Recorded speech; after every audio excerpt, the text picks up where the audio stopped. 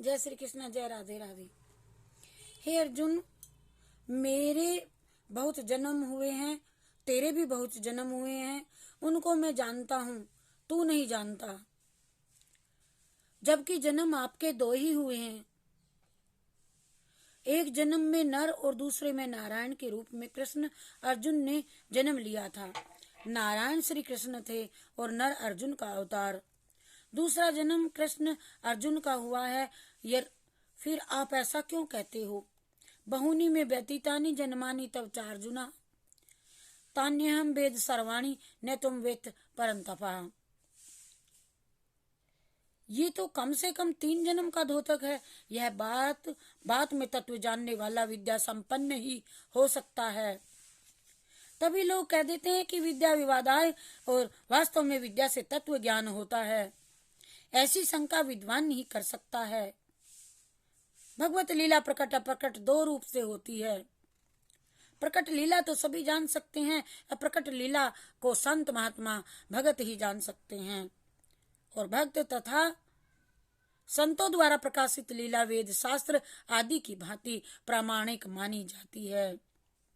संत तुलसीदास जी ने रामचरितमानस में जो लीलाओं के आध्यात्मिक सिद्धांत वर्णन किए हैं वह निगमागम समस्त हैं। संतों ने जो वर्णन किए हैं वह निगमागम सम्मत हैं। क्वचित दंतयो, ये कहीं कहीं भक्तों की वाणी से ही संग्रहित है। ऐसे ही श्री कृष्ण अर्जुन का तीसरा जन्म छिप रहा है। वेद गीता से अर्जुन का एक जन्म किसी सेठ के घराने में हुआ था और श्री कृष्ण का जन्म एक ब्राह्मण कुल में हुआ था। अर्जुन सेठ का बड़ा धर्मादा पुत्र था, पर श्री कृष्ण ब्राह्मण उनकी परीक्षा लेने को वृद्ध का रूप धारण करके एक दुखिया की तरह करा रहे थे।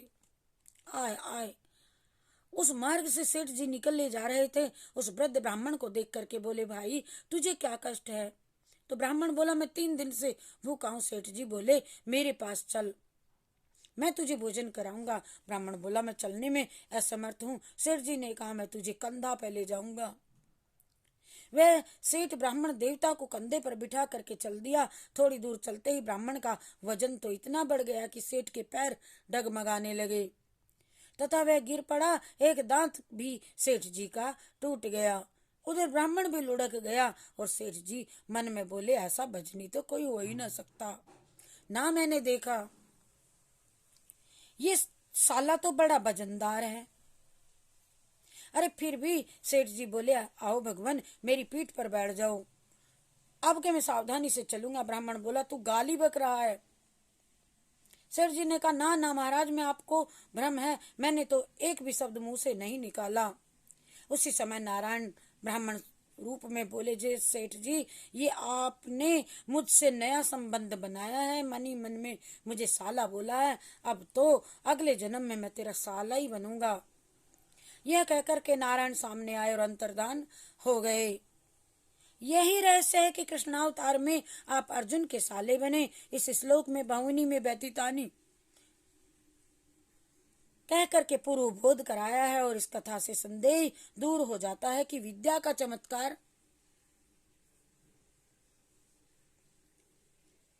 और इसको विवाद नहीं कहना चाहिए।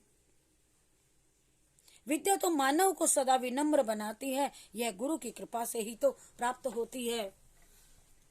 और कुछ ऐसे पुरुष ऐसा भी कहा करते हैं कि धनम मदाया, मद तो विद्याहीन को ही बढ़ता है। विद्या से जो मद उत्पन्न होता है वह तो अच्छा है।